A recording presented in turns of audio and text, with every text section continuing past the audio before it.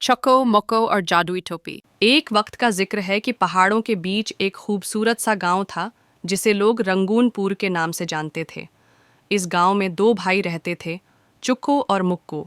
चुक्को उम्र में बड़ा और समझदार होने का दावेदार था, जबकि मुक्को छोटा, भूला भाला और हमेशा हंसता रहता। दोनों भाई गांव भर में मशहूर थे अपनी शरारतों और नन्ही मन्नी लड़ाइयों के बायस। लेकिन दोनों का दिल बहुत साफ था। चुक्को हमेशा नई नई चीज़ें दरियाफत करने के चक्कर में रहता, जबकि मुक्को को सिर्फ खाने और खेलने से मतलब होता था। एक दिन जब दोनों भाई जंगल में लकड़ियां चनने गए, तो अचानक मुक्को की नज़र एक पुरानी मट्टी से अटी हुई टोपी पर पड़ी। ओ चुक्को, देखो ये कितनी अजीब सी टोपी है, लगता है ये कोई जादुई चीज़ है। चलो मुक्को, पहले तुम पहनो, देखते हैं क्या होता है। मुक्को ने झटपट टोपी सर पर रखी और जैसे ही उसने वो बटन दबाया, एक जोरदार आवाज आई, वुश शिश शिश, और मुक्को हुआ में उड़ने लगा। आ चुक्कव्वू बचाओ!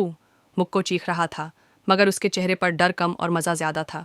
चुक्को ने हंसते हुए कहा, अरे तुम तो उड़न तश्तरी बन गए। फिर चुक्को ने मुक्को को नीचे उतरने का तरीका समझा और दोनों ने बारी बारी टोपी पहनना शुरू कर दी।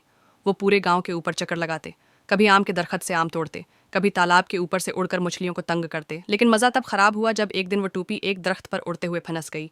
चुक्कू ने उसे उतारने की बहुत कोशिश की, मगर नाकाम रहा। तब अचानक एक छोटी सी गिलहरी दरख्त से उतरी, और हैरत की बात यह थी कि वो बोल रही थी, क्या तुम्हें नहीं पता कि ये जादुई टोपी सिर्फ नेकी के लिए इस्तेमाल होती है? तुम दोनों ने उसे शरारत के लिए इस्तेमाल किया है, इसलिए टोपी अब तुम्हारी नहीं रही। गिलहरी ने संजीदगी से कहा। मुक्कू ने हैरान होकर कहा, उफ, गिलहरी बात कर रही है? चुक्को, क्या मैं ख्वाब में हूँ? चुक्को ने गिलहरी से माफ़ी मांगी और कहा, हमें माफ़ कर दो, हमने सोचा नहीं था, बस मज़ा आ रहा था। गिलहरी ने गौर से दोनों की शक्लें देखीं और कहा, अगर तुम वादा करो कि आइंदा इस टोपी को सिर्फ मदद के लिए इस्तेमाल करोगे तो मैं उसे वापस कर दूंगी। दोनों भाइयों ने फौरन वादा किया, बल्कि कसम भी खा ली कि वो अब सिर्फ नेकी करेंगे। गिलहरी ने मुस्कुराकर कहा, अच्छा तो फिर सुनो, अब ये टोपी तुम्हें खुद नहीं चलेगी जब तक किसी की मदद का इरादा ना हो। चुक्को और मुक्को ने वापसी पर फौरन काम शुरू किया। अगले ही दिन जब एक बूढ़ी औरत बीमार हुई और उसे डॉक्टर के पास ले जाना मुश्किल हो गया, तो मुक्को ने फौरन टोपी पहनी और उसे आसमान के रास्ते अस्पताल ले गया। फिर एक दिन गांव के स्कूल में बच्चों की किताबें खो गईं, तो चुक्को ने टोपी की मदद से ऊंची पहाड़ियों पर छपे कबूतर के घोंसले में से वो किताबें ढूंढ निकालें जहां बच्चे खुद कभी नहीं पहुंच सकते थे। रिफ्ता रिफ्ता चुक्कू और मुक्को पूरे गांव के हीरो बन गए। सब उन्हें पसंद करने लगे और उनकी शरारतें अब नेकी में बदल गई थीं। एक दिन गिलहरी दोबारा आई और उसने कहा, मुझे खुशी है कि तुमने टोपी का सही इस्तेमाल सीख लिया है। अब ये हमेशा तुम्हारी रहेगी, लेकिन याद रखो, जैसे ताकत एक तहफा है, वैसे ही जिम्मेदारी भी है।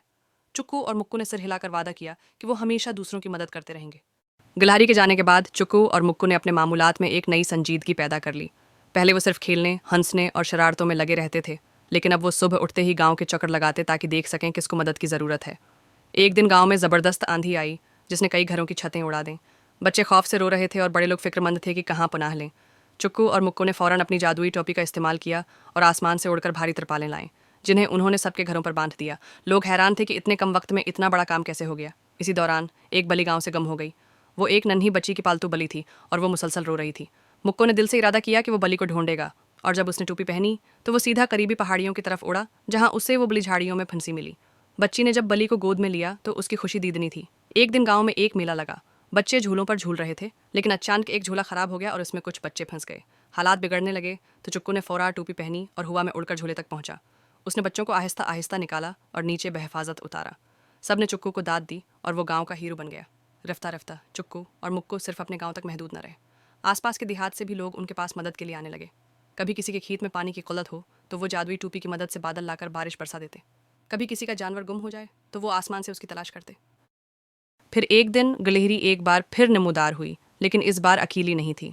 उसके साथ कई और जानवर भी थे, एक उलो, एक कुछवा और एक खरगोश। उन्होंने ऐलान किया कि चुक्को और मुक्को अब नेकी के सफ़ीर बन चुके हैं, और वो अब दूसरे बच्चों को भी सिखाएंगे कि किस तरह अपनी ताकत को अच्छे कामों में लगाया जाता है। गिलहरी ने कहा, अब वक्त है कि तुम अपनी कहानी दूसरों को सुनाओ ताकि वो भी सीखें कि जादू तभी काम करता है जब नीयत साफ हो। चुक्को और मुक्को ने यह जिम्मेदारी खुशी से कबूल की। उन्होंने स्कूलों में जाना शुरू किया, बच्चों को अपनी कहानियां सुनाई और ये सबक दिया कि ताकत के साथ हमेशा जिम्मेदारी भी आती है। यूं एक शरारती टोपी दो मासूम